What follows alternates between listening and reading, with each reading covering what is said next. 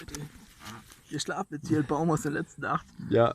Und jetzt Philo, wir völlig bis auf den Schläfen.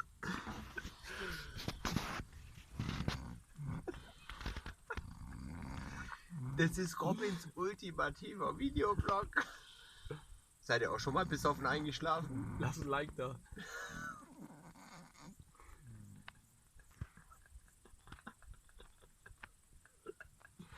Jetzt hat er einen Atemaussetzer.